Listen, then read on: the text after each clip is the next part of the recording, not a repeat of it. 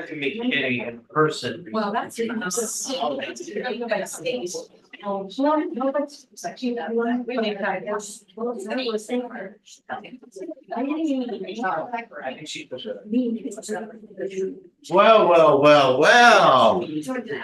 We are gonna have a good time today. All right.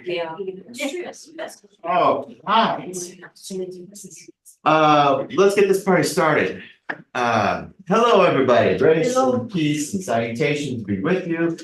It is 11:30. Let me go over some housekeeping notes. On the front side of your document there, Kitty, hello and welcome. Do you hear us okay? Yes. Great. This class, as you can see on the front side of the handout, why Presbyterians are like that. We have been together since January 14th and have gone through quite a number of topics, all of which the handout I emailed out this morning.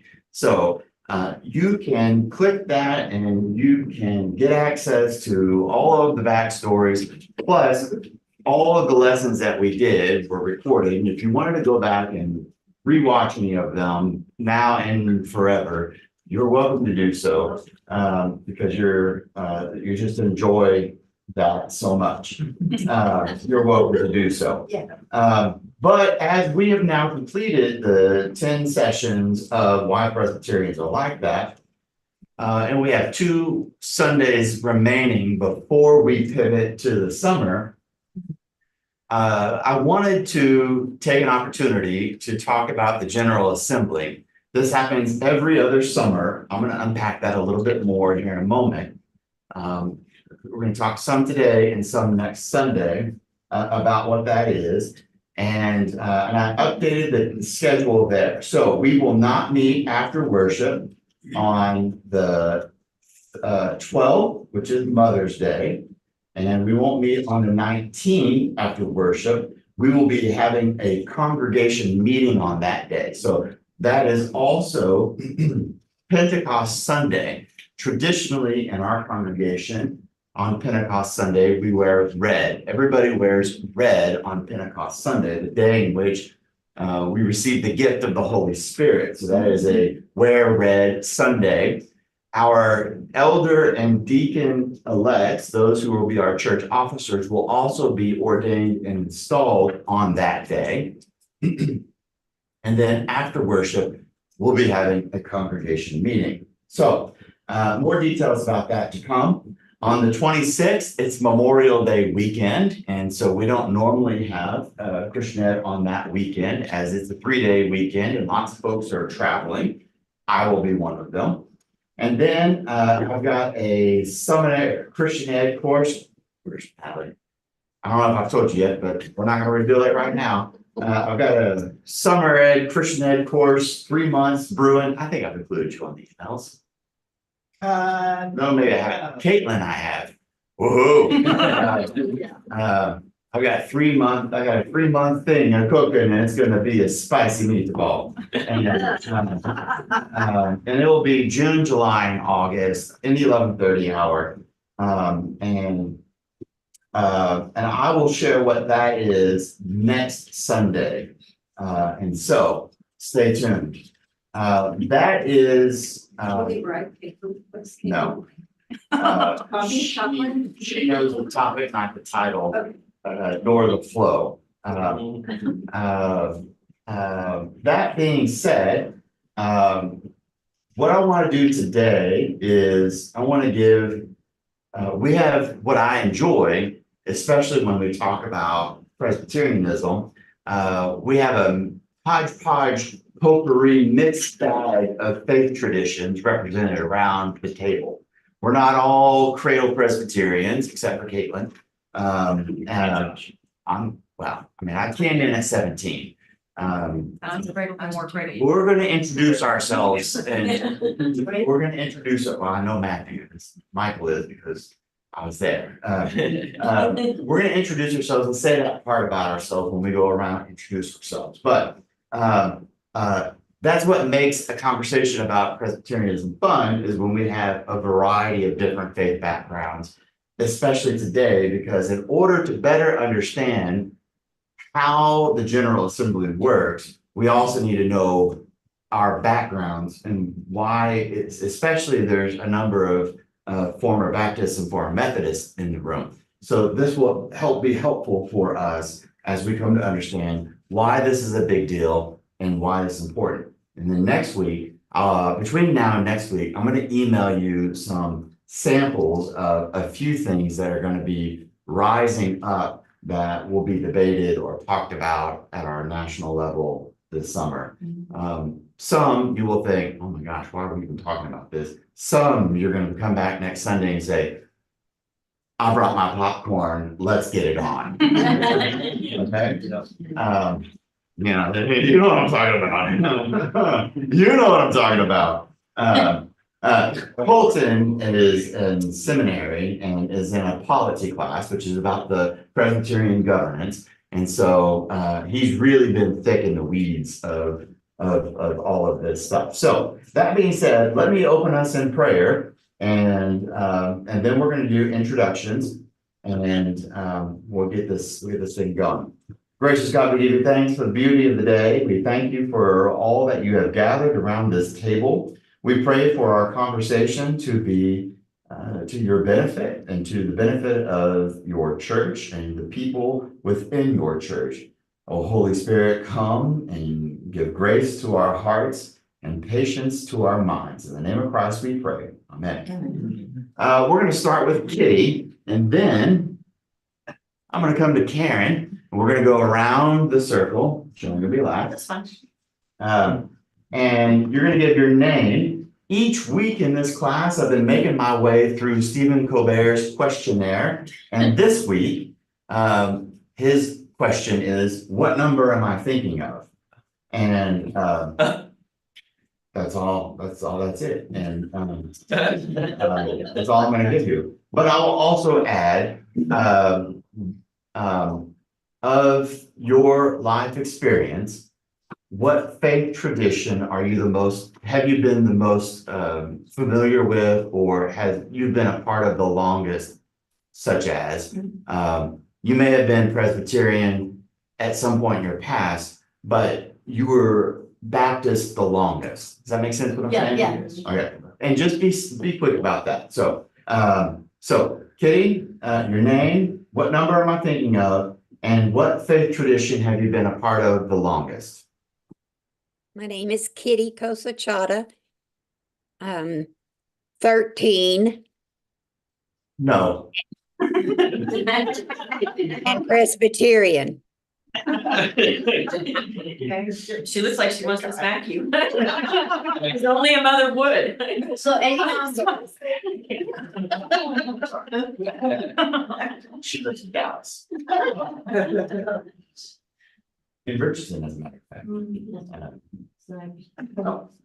Karen McElhaney, and I grew up in a Bible church, and I've been Presbyterian by marriage for probably the longest. So we're here at 37 years at Presbyterian.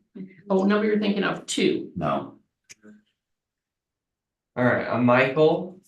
You're thinking of 42. No. And I am a cradle Presbyterian. Even when I haven't felt Christian, I felt Presbyterian. My name is Caitlin Hedrick. I am also a cradle Presbyterian, and I think you're thinking of the number 225. No. My name is Colton Hedrick. I think you're thinking of the number 8. No. I am, as you said, a seminary student at Austin Presbyterian Theological Seminary, but I was very formed by the Baptist and Methodist traditions. I am Diana, 32. No. Presbyterian. I'm Natalie, 65. I've been Presbyterian the longest. Hello, I'm Jags, and is it number 6? I've been Presbyterian for about 3 years now. Prior to that, I've almost totally from a different religion. So, Okay. what religion? Hindu. Thank you. So I got married to him and then I converted. I did both. She got to know the power of God. Yeah. She kind of like, when we met back in Bangalore, she used to come with me to the church. And that's when she got to know, yes, Jesus is a real living God. And she started coming to church and she got baptized in Kansas 3 years back. Church. Fun. Guys, my name is Santosh. I'm actually from a Presbyterian background. From my father, great grandfather. And yeah, in between, yeah, of course, I used to go to different churches like Baptist church, I think 2011, 12 with my friends. And I also went to Bethel Church, Assembly of God. And finally, I thought, okay, fine. Presbyterian is the best church because, yes, the moment you go to service, it's all about, you need to refresh yourself, right? I thought, okay, fine. The moment you go to church, it's like, the service is the same, you need to get refreshed. And I felt that, okay, fine, that's a place I need to get refreshed. Good, All right. Anointing is always there in the church. I love it. good. What number am I thinking of?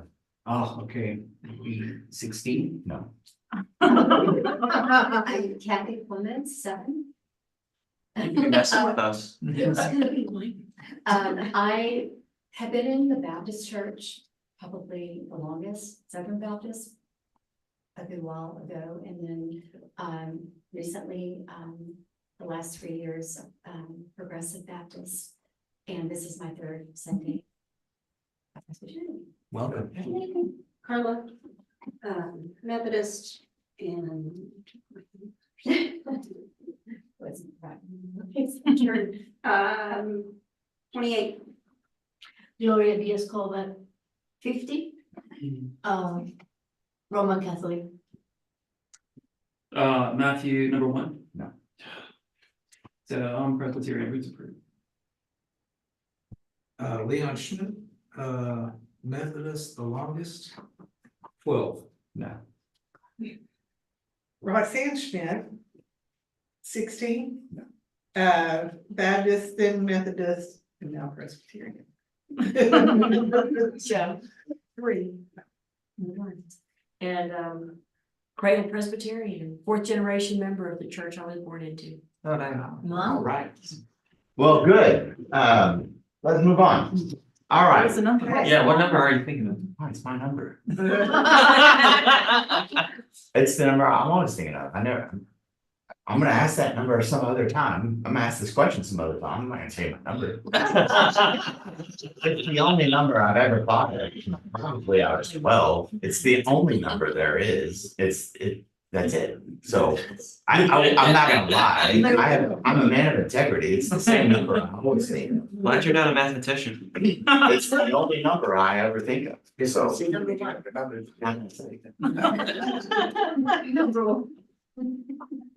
All right, let's talk about this thing. Okay, so we got to get some basics down and we're going to work our way up. Okay, we're going to work our way up from you who are a member of the church. Okay, let's back that up. We're going to start with you who profess their faith in Jesus the Christ as a Christian in the Church of Jesus the Christ. Let's start there. The Church of Jesus the Christ has no walls, there are no walls in the Church of Jesus the Christ. Okay. There are denominations therein. The Presbyterian Church USA, PCUSA, is the one in which we are all a part of here. And within our denomination, as we did this morning with Jackson Satush, oh good, here comes Diane Rogers. Within our denominations, when you join, you profess your faith in Jesus and renounce evil and commit to being a faithful member within not only the Church of Jesus the Christ, but with also within our denomination. So now you are a member within our congregation, within our denomination. And we operate a little differently than the Methodists, the Roman Catholics, the Baptists, and so on and so forth.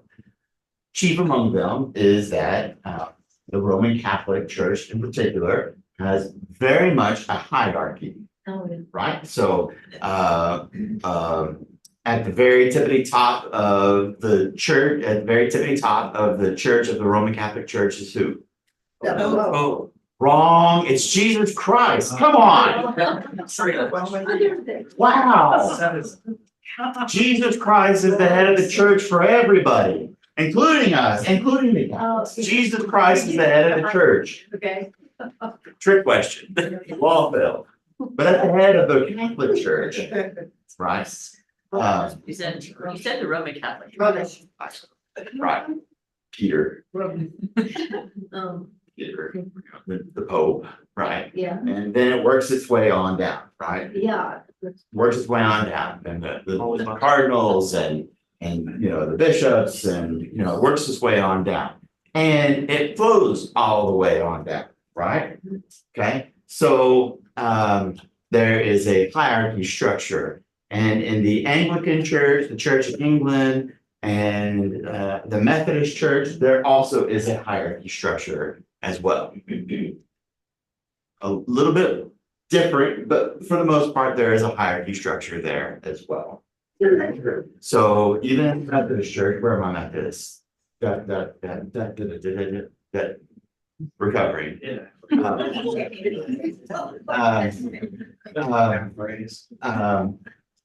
Very differently. I mean, one of the most clear examples of the differences between the Methodist Church and the Presbyterian Church is the itinerancy of their pastors. So a pastor is placed in a congregation by the bishop for a period of time, a year at a time. And there is no guarantee that that pastor will be there after 1 year. The bishop may choose to move that pastor at the bishop's discretion. And so now some pastors may end up at the bishop's discretion being there 20 years, as the pastor down the street was. Or if that pastor gets on the bishop's bad side, just says, you know what, moving you, you're out. And the bishop just may decide to play musical chairs with pastors and out you go. And the congregation doesn't have a say because it's still, well, A little bit. they have voice, but still the bishop gets to make the call. Now, let's look at Baptists and Presbyterians. Baptists and Presbyterians are congregation based. Let's go backwards. Let's go with Baptists. Baptists are congregation based, congregational based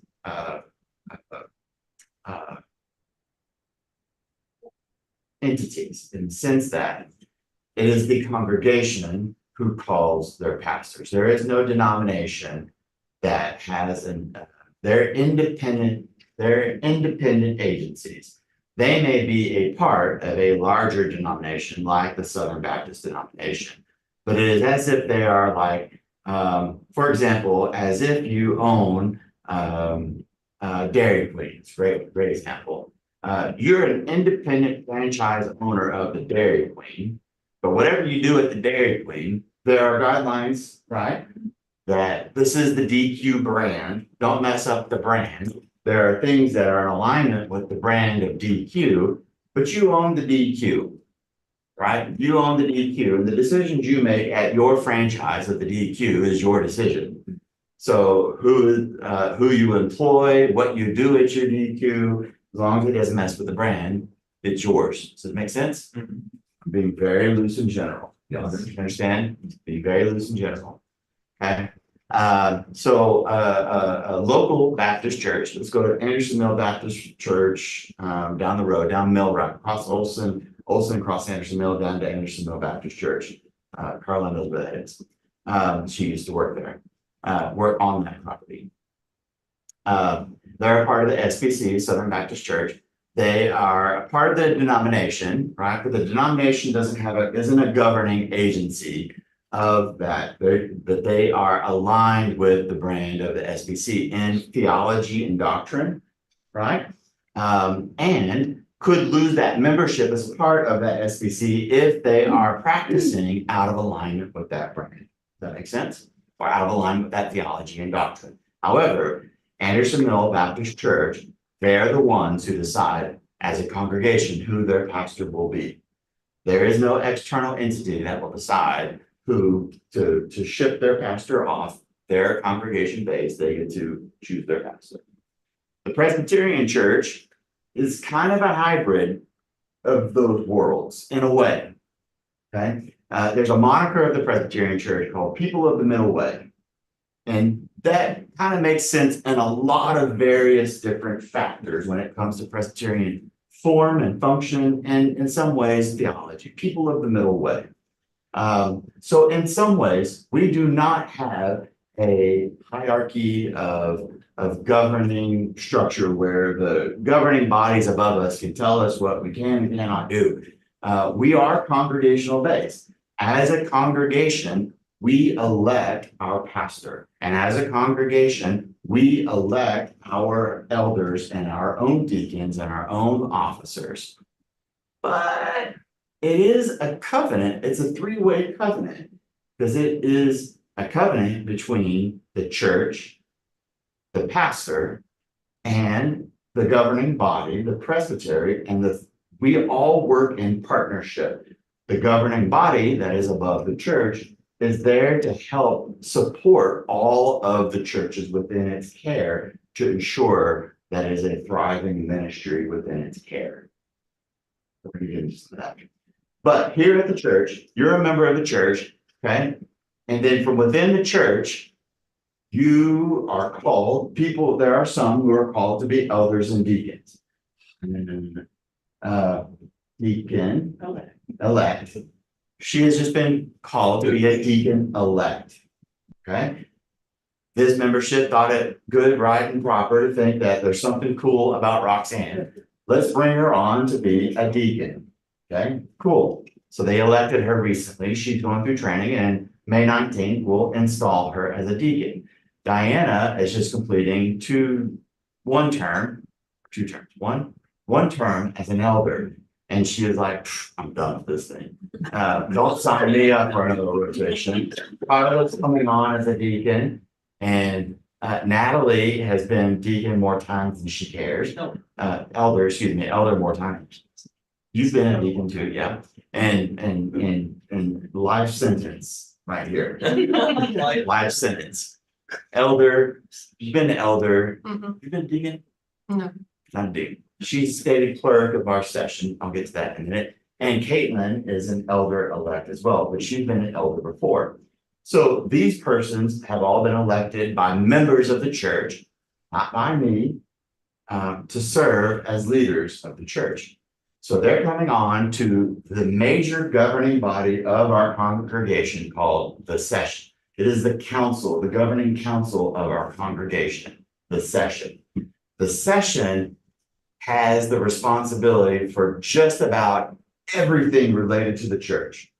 Pop quiz, ready for it? The congregation itself has less than 5 things that it can vote to decide on its own. It can see what's missing. Call a pastor. Real estate transactions. I love this. Well, go for it. Go ahead, Caitlin. Go to seminary. No. They said you can't decide what you're preaching on. Let's just do what it can do. Oh, Can do. What can it do? It can. It elects its officers. It elects its own officers. It elects its pastors. Real estate stuff. Real You can't buy estate. and sell real estate. It's the only one that can do real transactions, such as real estate. One more. Membership session. That would be the, what's that? Membership. Oh, Is it finance? I guess, is that bundled into real transactions? Well, it's a finance related. Yeah. It's the only entity that can encumber itself. It's the only entity that can take on debt. Yeah. It's really the only thing a congregation can do. Now, that's congregation, pastor. There's only there's like this many things or less that a pastor can do. That has sole authority to do. Everything between the prelude and the postlude is the sole responsibility of the pastor. Okay, the music that's selected is the sole responsibility of the pastor. Only the pastor can officiate the sacraments. The pastor is the moderator of the session. The pastor is the only one who can select what preaches, what the scriptures are preached on. And that's pretty much it. What else? Is that it? That's it. So you're talking about 8 things in the entirety of the governance of this church. Like 4 or so for the congregation, 4 or so for the pastor. Everything else is sole responsibility of the council. Now, a wise council may say, let's delegate. Let's divvy some things up. Let's take a look at the handout. The session is the council of the congregation. It should be composed of persons elected by the congregation to act in service as ruling elders, together with all installed pastors and associate pastors. Session shall have the responsibility for governing the congregation and guiding its witness to the sovereign activity of God in the world, so that the congregation is and becomes a community of faith, hope, love, and witness. It's composed of classes. They're rotating classes. Ours has 12 elders. That's 4 per class. They rotate off. So Diana is one of 4. It's about to rotate off. They're 3-year terms. I am a teaching elder, and I serve as the moderator of the session. In my absence, Pastor John is an installed teaching elder. He serves as the moderator in my absence. We are the only 2 installed teaching elders. Pastor Crystal is a teaching elder, but she is not an installed teaching elder. So if John and I are absent, the presbytery has to send someone or appoint someone to be the moderator. Can they appoint Pastor Crystal? I think no. It's Really, another question. If a person has to be appointed to become a pastor, he has to do theology and he has to work under a senior pastor sometimes. The same way here, or is there any? So, a minister of the word and sacrament, Pastor John, Pastor Crystal, and I, we all 3 have equal credentials. Because there is no hierarchy. We all 3 have equal credentials. Just as the elders and I and the members of the church, there is no hierarchy. We are all Christians called to different duties, called to different acts of service. Carla is the executive director of Drava Senior Northwest. Her calling is no greater or less important than mine as a minister. That is what is beautiful and unique about the Presbyterian Church theology. I am no more important or no less important than anybody else in this room. I love that. That humbles me and is what makes me proud to live into the theology of our Reformed faith. Make sense? So Pastor John, Pastor Crystal, in the organizational chart of our particular church, I serve as a supervising director on behalf of the congregation, on behalf of the employment structure. I serve as a supervisor, but theologically, I am no as a pastor, I have no greater purpose and no lesser purpose than anybody else in this room, or that little child that was being held in the arms of her mother in worship. I have no greater value or no lesser value or calling than that little child up there. I love that. Love that. Deacons, compassion care ministry of the church. Whose responsibility is for the compassion care ministries of the church. Okay. Whose the responsibility is to oversee and to ensure that the compassion care of ministries of the church are carried out. Yeah, that's the board of deeds. The council. The session. Yeah. The session is responsible, and the session may choose to commission a board of deacons to carry that out. This church has chosen to build a board of deacons. In my previous church, they had a board of deacons, and they empowered that diaconate to carry out all of its mission. So those deacons were commissioned to only do buildings and grounds, facilities, and mission. They didn't do compassion care. Deacons, the ministry of deacons is set forth in scripture as one of compassion, witness, and service. So they chose to do witness and service as the focus of their diaconate in my previous church. Deacons may be individually commissioned or as board under the supervision and the authority of session. So there's something about session. If all else fails and you ever got a question about it, right? And you wonder about whose job it is, it's sessions. If you ever come to me and you're asking me for permission and you hear me say, take it to a committee, how many times have you elders heard me say that? 1,000 times, right? Why? Because I am not, like trying to shirk from my duty. It's because I believe in the system. And I am not trying to undermine the responsibilities of the session. There are a number of churches, and I've seen it, there are other pastors who may want to amass that power, amass that authority, and say, well, I'll just make that decision. Homie, don't play that. I don't work that way because that is not who we are. It is not how we function at any level of the Presbyterian Church USA.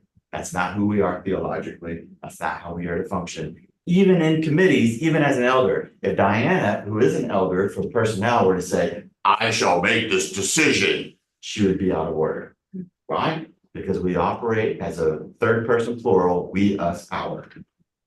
We work together as a we, as an us, as an our. Got it? Cool. Let me hit two particular words real quick. I keep talking about ruling elder and teaching elder. And I don't want us to be confused on those either, for those of you who may be new, because it's going to come back to us later. A ruling elder is what Diana, Caitlin, Natalie, and any of the rest of you who have been an elder, you've been an elder before, have been an elder is.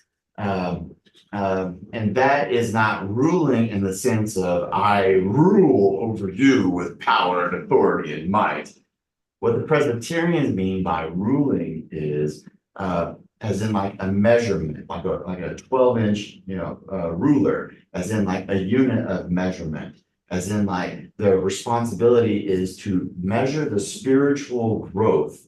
Therefore, inherent in their governance is to always be thinking about the measuring the spiritual growth of the congregation. Yes, when we set down the budget, we should be examining in what way are our budgetary decisions helping us to grow the spiritual life of our congregation and community. And the teaching elder, which is Pastor John, myself, and Crystal, inherent in our name, that also implies some of our function. Our primary word is to teach the gospel. Now, minister of the word and sacrament is what we were ordained into. That's the official title. And that too also tells you what our function is. All right, now we're going to get to the thick and dirty. Now get on to the next page. We got to talk about presbyteries. You got it there, Kitty? Yes. Good. Presbyteries. Oh boy, it gets complicated. All right, presbyteries. Okay, now you're looking at this map here. This map is going to get wonky. You got thick, bold lines. Don't look at the thick, bold line. The thick, bold lines are going to define synods. I'm going to talk about synods in a minute.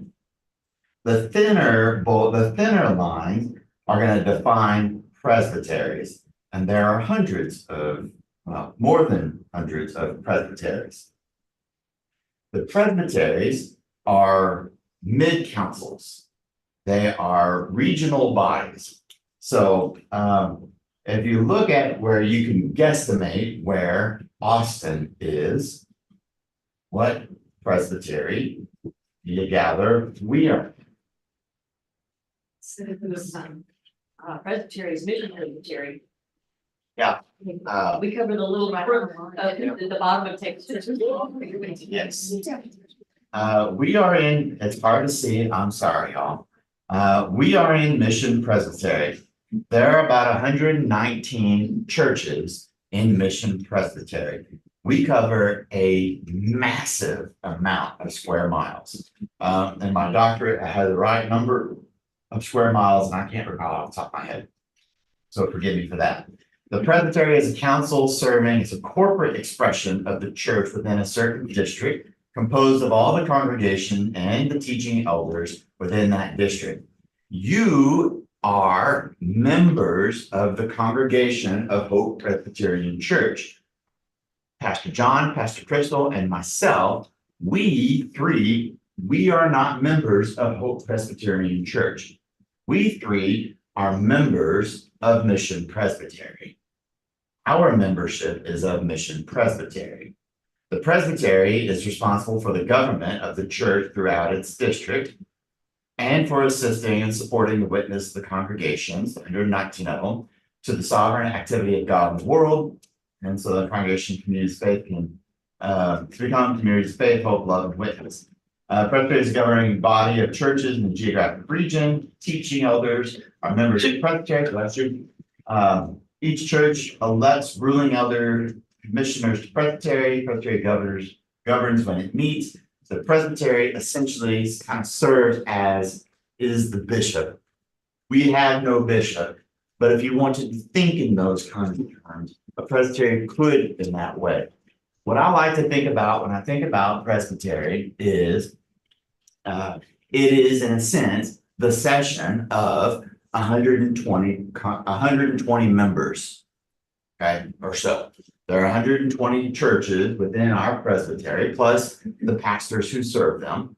And the presbytery is essentially the governing body, the session of those congregations spread out over this massive geographic area. So to drive from our most northern church in Mission Presbytery down to Brownsville, you see the very southern tip? Down in Brownsville, the very southern tip.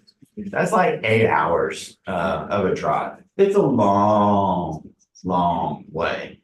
It's a long way. And if you go out west, you go out to Del Rio, Laredo, Del Rio. I can't remember which one's the most further west. Del Rio? Which one's west? Which one's further west? Del Rio or Laredo? Del Rio. Del Rio, all the way out to Del Rio and east to not Victoria.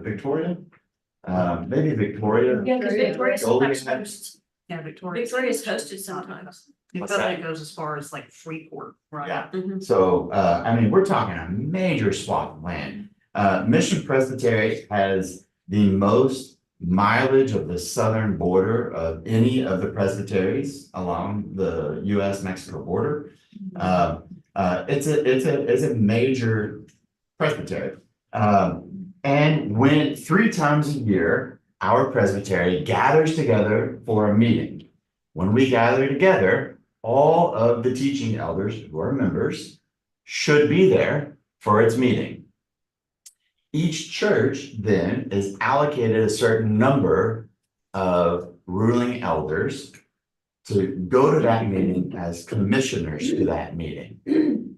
We are allocated 4 ruling elders because of the size of our church. We're allocated 4 to go. So it's the 3 of us teaching elders plus 4 ruling elders are commissioned to be at that meeting.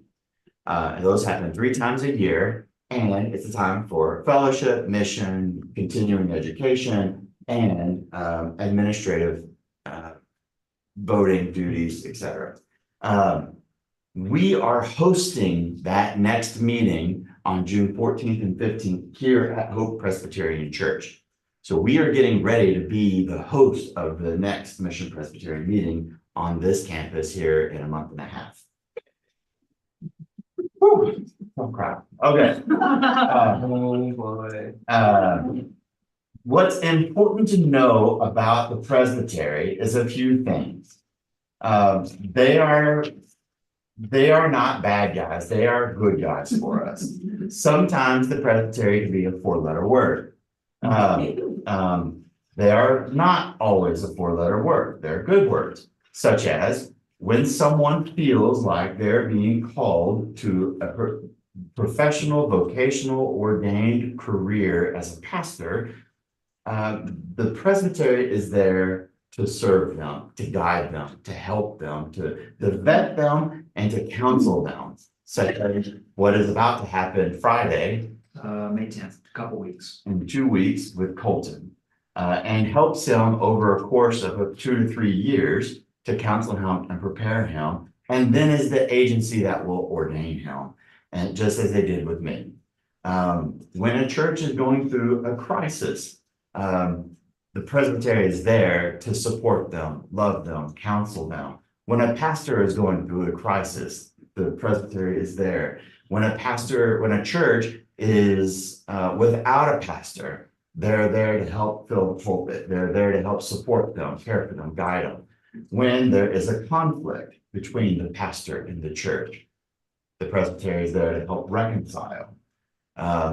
When a pastor gets in trouble, or when a church gets in trouble, they're there to help adjudicate right and bring right discipline.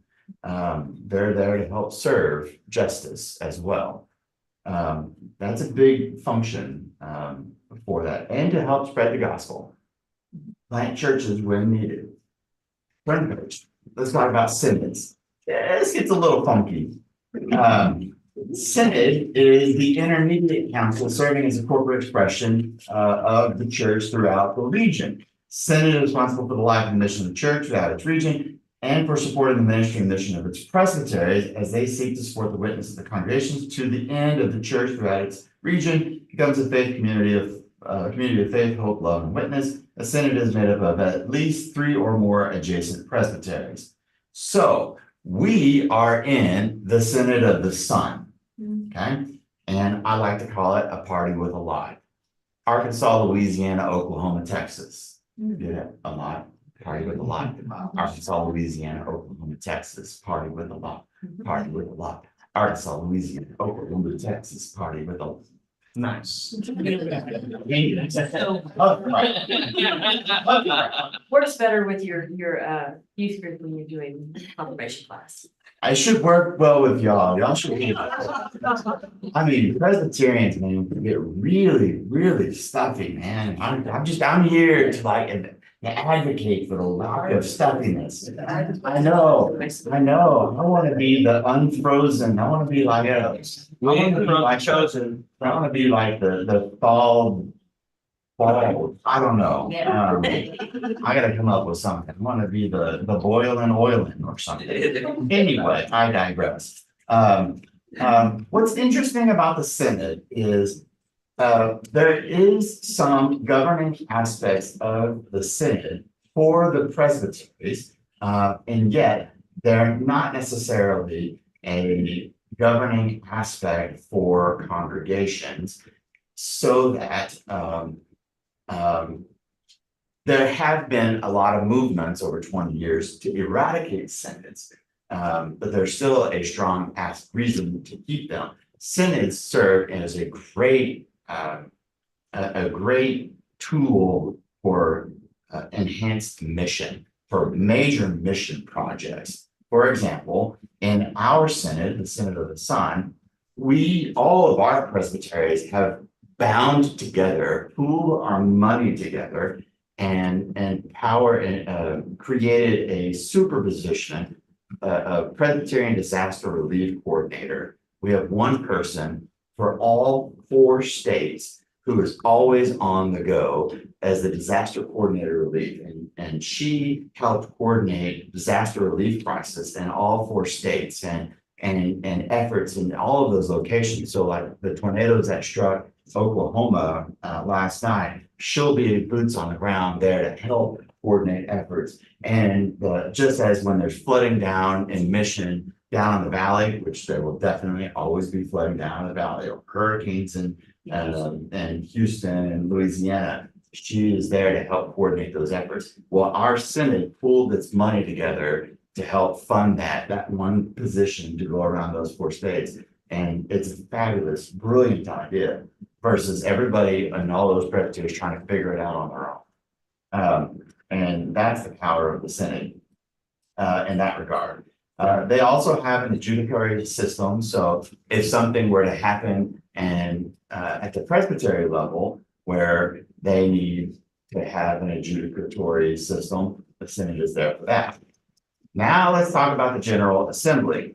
Now this isn't just a meeting, this too is a body of the church. General Assembly is a council of the whole church and is representative of the unity of the Synod, the presbyteries, the sessions, and the congregation. It constitutes a bond of union, community, mission among its congregation, councils, and it governs when it meets every 2 years, mainly composed of presbytery representatives. Notice it skipped the synods. Okay, so that's kind of that nebulousness of what makes the synod, why some have called for the eradication of synods, because we don't send synod commissioners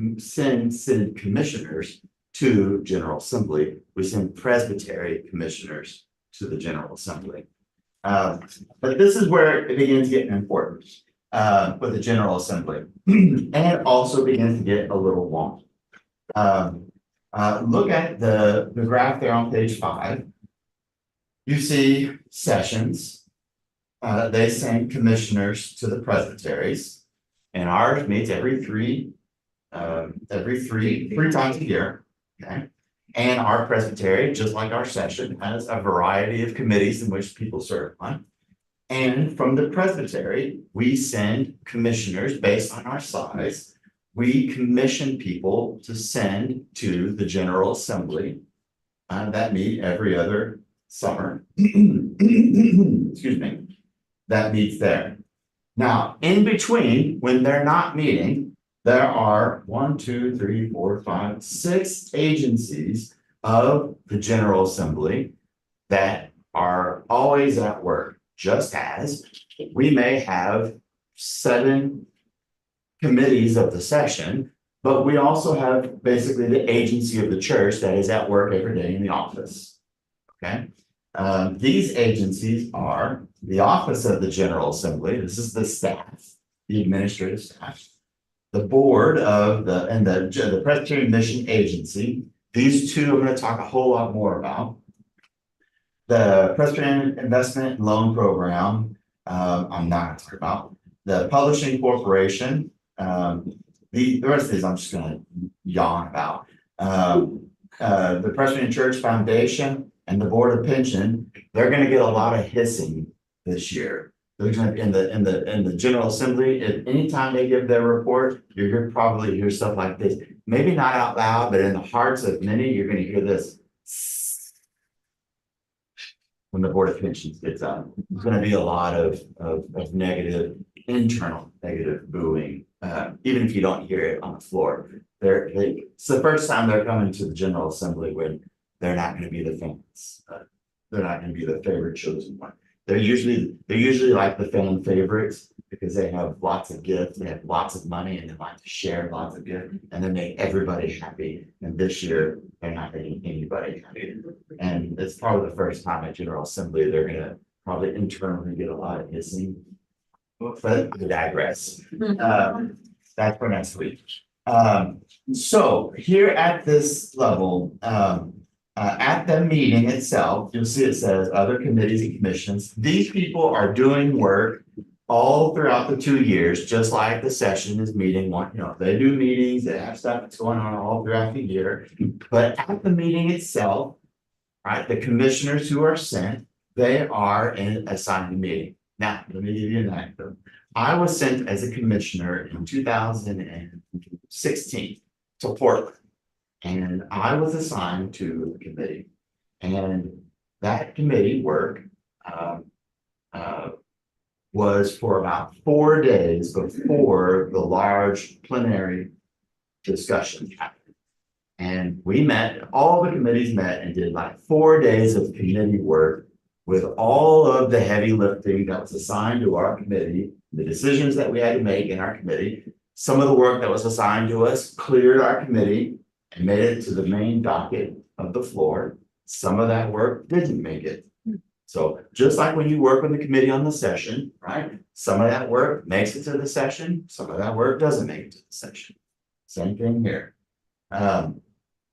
Before I get into that, I want to talk about these two offices because the naming gets really weird. Office of the General Assembly and the Presbyterian Mission Agency. I'm going to include 2 links in an email to you this week that will send you to these 2 particular websites. The Office of the General Assembly is the primary, the big chief poobah there is the stated clerk.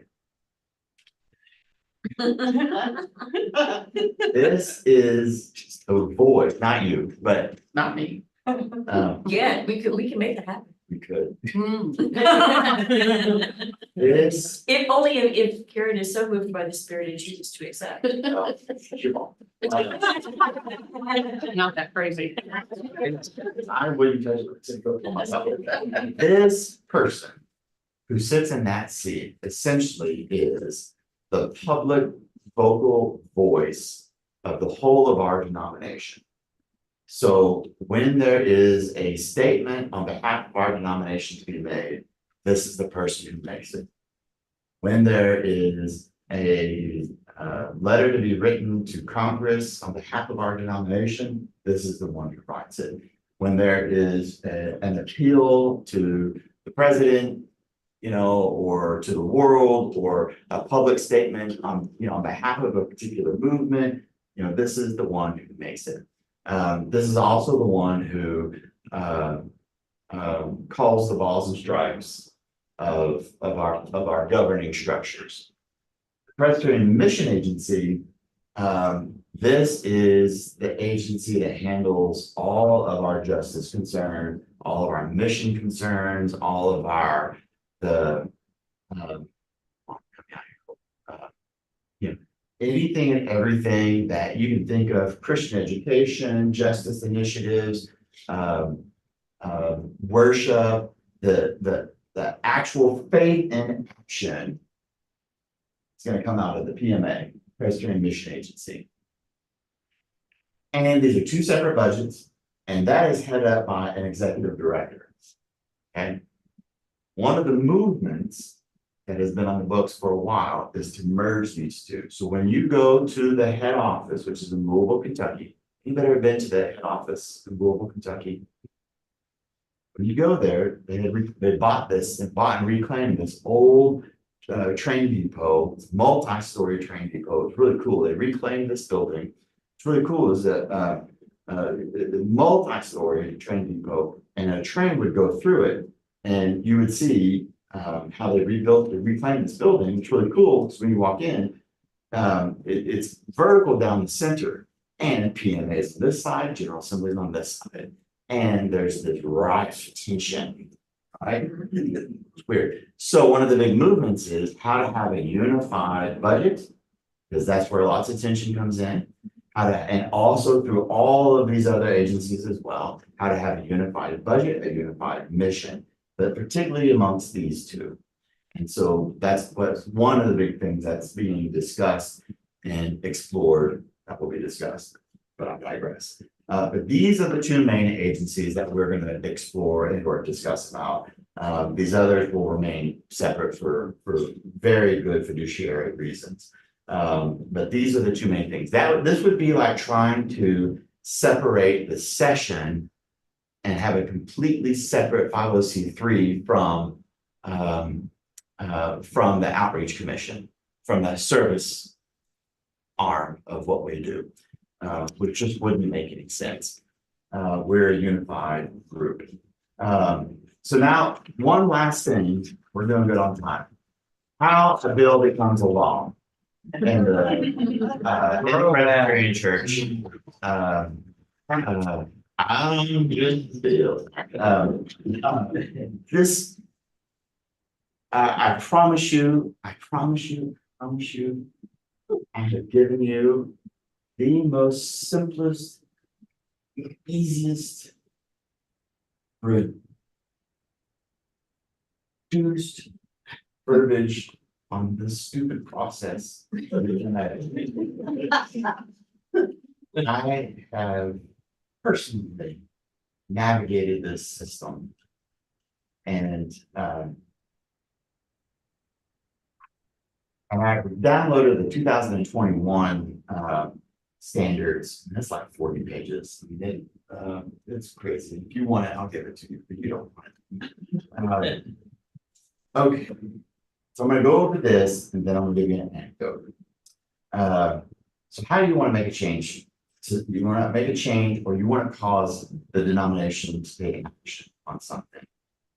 This is how it works. In the Presbyterian Church, an overture is an action requested of the General Assembly of PCUSA by formal action of a mid-council. An overture. Take it for what that word is. I am requesting, making an overture of Natalie to go get me a Coke, right? I'm making an overture. If an item of business is proposed by a committee, blah, blah, blah, technical. Overtures are items of business that have been approved by a presbytery with the concurrence of another presbytery or a synod shall request the General Assembly to take a particular action or approve or endorse a particular statement or resolution. So take an action, approve or endorse a statement or a resolution. Okay. So here's how it works. The session approved for recommendation by session to the presbytery. So a member has an idea, a wild, crazy, harebrained idea. They take it to the session says, hey, that's a wild, crazy, harebrained idea. They vote on it, they approve it, they send it to the presbytery. The presbytery takes it to a committee. Committee says, hey, that's a wild, crazy, harebrained idea. We like it. They send it to their leadership. The leadership says, hey, that's a wild, crazy, harebrained idea. They send it to their presbytery meeting for a vote. The presbytery reviews it. The presbytery commissioners vote on it. They say, that's great. We'll endorse this overture to the General Assembly. They say, that's a wild, crazy, harebrained idea. We like it. Let's send that to the General Assembly. Now, at that point, we need one other presbytery to endorse it. So now, out of all of those presbyteries from coast to coast in Puerto Rico, we got to get somebody else to buy on to that wild, crazy, harebrained idea. Just need one, but we got to get somebody else to buy on to that wild, crazy, harebrained idea. Hopefully somebody will. Somebody else buys onto it, then it goes to the General Assembly. And it goes into research. They research it to examine whether or not it has a financial impact. If it doesn't, then great, it'll get assigned to a committee. If it does, then there's a whole bunch of other decision tree process that goes with that. They will also research to examine whether or not there are other initiatives that are being put forward that maybe it can be combined with. And then are there a variety of different committees that need to weigh in and make a statement on it? So this justice group, which is a part of our denomination, need to be able to make a formal comment on this wild, crazy, harebrained, an advisory comment. And so they get a chance to make an advisory comment for the committee to work on. Then at the meeting, at the official meeting, it goes to its assigned committee. All of those commissioners, they get to read the advisory comments, they get to read the overture that has been endorsed by the original presbytery and the concurring. They get to weigh it out. They vote no, over. They vote yes, it then goes to the floor of the General Assembly, and then it comes up for discussion. And then it's Robert Rules of Order, because Presbyterians are dorks, and we follow every bit of the Robert's Rules of Order, except for this guy. Yeah. Except for this guy. Unless called out by this person. I will get away with not following Robert's Rules of Order unless I absolutely have to. And they're there to help us, but especially at General Assembly, they will follow it to the T. That's how we keep order. Then it'll come up for a vote. And if it passes, great. If it is an endorsement of a statement, then the statement will be endorsed. If it is a change to our book of order, our constitution, two parts of our constitution, Book of confession. Book of confessions. the book of confessions and the book of order, if it's a change to either of those, then it will be sent out to an amendment, it will be sent out to all of the presbyteries, and they will have an X number of time to vote to endorse it. And over a course of 1 year or 9 months, they'll have 9 months to vote to approve those changes. If that happens, then Bob's your uncle, those changes will be made to the book of order or the constitution. Then the following summer, those get reprinted and that's it. Now, here's what happens. Here's the anecdote. And I don't remember what year it was. It was a Wednesday afternoon at 1 o'clock. I was in my office here at the church. And no, let's go back even further. It was a beautiful day. I was driving on I-40. It was September of 2013. I was driving a Penske truck down I-40. And I had Rick Covington in the cab of my pickup, cab of the Penske truck with me. And Rick Covington was a member of the church who was very much in favor of supporting mental health initiatives. And he asked me what my stance was on mental health initiatives. And I hadn't known much about mental health at the time. And he said, I'd like for you to know more about mental health. Can I give you a statement that the PCUSA had put out in 2008 on mental health initiatives? I said, sure. He said, well, when you get to the church on October 1st, I'm going to give it to you. I'd love for you to read it, and then I'm going to ask you about it. He gives it to me on October 1st. I read it, and that's 2013. 2 years later, we start, well, actually, it was almost a year later, we started mental health ministry. We were working on mental health ministry almost right away within the first year. We started doing mental health ministry about 3 years into doing mental health ministry here at the church. He comes in at Wednesday, 1 o'clock, and he's frustrated because we're doing great work, but he's frustrated that the Presbyterian Church USA had this statement, and it's a beautiful statement. It's a great packet, but he's frustrated that the work that it said, the denomination said it was going to do, there's no evidence that they're doing any of the work they said they were going to do. And I share his frustration. And so I said, well, Rick, let's write an overture and hold them accountable. And he said, what's an overture? And I said, I'm just a bill. I don't know the tune. What's the tune? I'm just a bill. I'm just a bill. And I said, let me tell you, buddy. And that must have been in fall of 2015. And I said, here's what an overture is. And we started working out the schematics of the wild, crazy, harebrained idea of writing an overture to the denomination. And I realized that 2018 is going to be the 10th anniversary of the mental health statement. And what a great time to recognize the 10th anniversary of the statement they said that they wrote, that the day after they passed it, they did nothing with it and had done nothing with it from the day that they passed it. And how upset that he and I were, but we needed to rein back our emotions and to be savvy, smart as wise as serpents and innocent as doves. So we started crafting and working on it. And we partnered up with a pastor out of San Antonio who was also doing a mental health initiative. And the three of us began writing and crafting and documenting, and we made up an overture. And we brought it to our session for endorsement. Our session passed it. And we took it to our presbytery, and our presbytery unanimously passed it. And then we farmed it out and started making grassroots calls to about every blooming presbytery you can imagine. I don't know, I think we had like 12, 14, 15, 16 endorsements from presbyteries, this, that, and the other. We also applied from funds from our endowment here at the church to help fund us and set up a booth at the General Assembly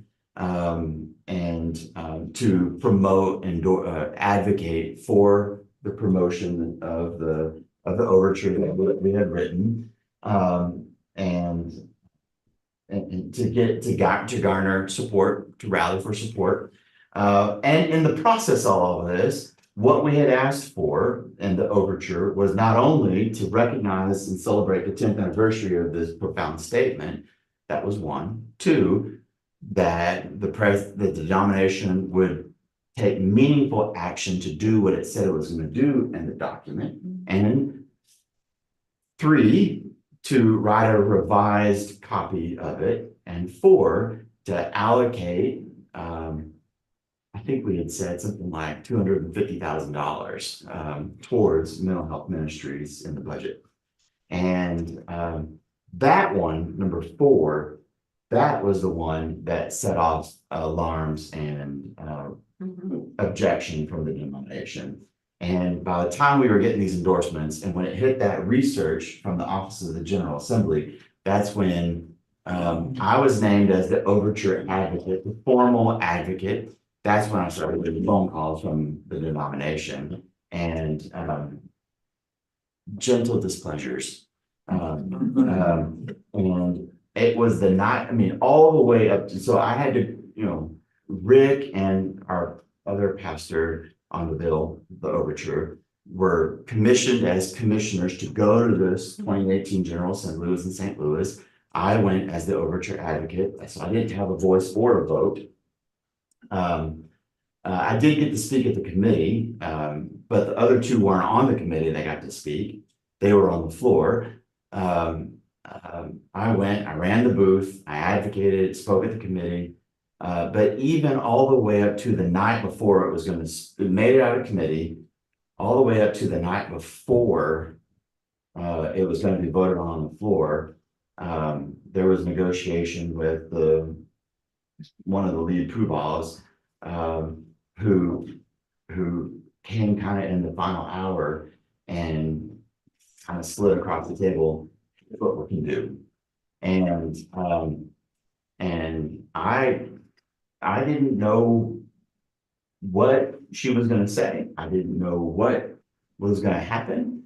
And from the dais the next day on the floor, all of our wildest dreams came true. And we ended up walking away with $500,000, and the overture passed, and we launched a mental health network. We had $250,000 to hire a staff person full-time for X number of years to run and launch the mental health ministry and the network, to form a committee to provide resources, to rewrite a revision, to launch a grant process for mental health initiatives and grants, and all this, that, and the other. It was fabulous, and we celebrated, and I'm not going to say I got drunk that night, but I won't say it either. It was wonderful, and that is how the bill became law. And as of January 31st of this year, it's been completely dismantled. It doesn't exist anymore. And so, Why? it's Somebody, no news? squeaky wheel gets the oil, and there was no more squeaky wheel. And so that's a story for another day. And oh, look at the time. So great heartbreak up in here. So all that being said, does that give some flavor and some idea of the process? Right? Some process idea. So, well, I'm going to send you some links. I'm going to send you some links to a few things. I'm going to send you a link to the Office of the General Assembly. This is the statement where the governance of our denomination happens. Send you a link to the Presbyterian Mission Agency. That's kind of a fun one to explore. The Office of the General Assembly, I don't even think that you would find that exciting. Dorks like, I don't think you'd find that exciting either. And I know you. But like, I find it, I literally clicked every link last night. I was like, ooh, and I could have been doing so many other things and I found it exciting on a Saturday night. But I doubt any of the rest of you will find it exciting. But the Presbyterian Mission Agency, man, there's good stuff there. You will end up finding a page where you can see our statement on every topic you can conceive of. You know, if you want to know what the Presbyterian stance is on name a topic. Yeah, great. You just click that link. It's all listed alphabetically. Gun control. You What know, about sex change? great there. You know, pretty much everything is listed. But yeah, you know, but it's not just that. I mean, it's that plus all of our mission initiatives and all of our Christian education initiatives and all of the ways, and it's such a robust aspect of how it is that we are faithful and serve God. I can't commend it enough. It is also way too complex and it doesn't make any sense. You can't navigate it. And that's its downfall. So that being said, and I'm going to include a third link that's going to go to something that will make no sense to you. It's called PC Biz, and it's the portal that all of the overtures. It's an online portal where you can look and read all of the overtures that are currently not necessarily yet for approval, but are currently up for possible consideration, not yet on the docket for committees, but currently up there that you can look at. And I will have an attachment with, I don't know, maybe 10 overtures that we will talk about next week. Some of them you'll go, look at that. Some of them you'll go, wow. Oh my goodness. And I'll be curious to see if you know which ones those are. And we'll talk through as the when, where, whys, and whats and your opinions about them. That's going to be the nitty gritty of next week. Yes, Gloria. No, I was just thinking, would you have during this meeting, would you have discussions about what goes on in other churches, like what the Pope just said? He doesn't agree with sex change operation. I don't know that I want to do that next week. So I really want to keep it kind of contained to the General Assembly, but you're always more than welcome to come to my office. Yeah, no, and the other one is the abortion. When does an embryo become a person? Yeah. I was trying to find in the Bible. Oh, look at the time. No, I think you're hitting on topics that are I would absolutely have no problem talking about. I have zero problem talking about them. I don't have them in my current lineup of things to talk about, but I will but since you raised them and elevate them, I'll see where they fall into my lineup. Okay? But just not next week. Okay? Now, on the last page there, you see closing prayer. I provided 3 options. And if I could ask someone to pick one of those and lead us in closing prayer. Thank you, Gloria. Pick one. O Creator and mighty God, you have promised strength for the weak, rest for the laborers, light for the way, grace for the trials, help from above, unfailing sympathy, and undying love.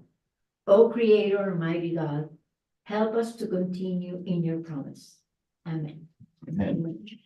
All right. Thanks for being here, Kathy. And Santush, Jags, welcome, new members. Bless you, Kitty, Diane, Vita con Dios. Good to see you all. And be safe going home. Safe going home.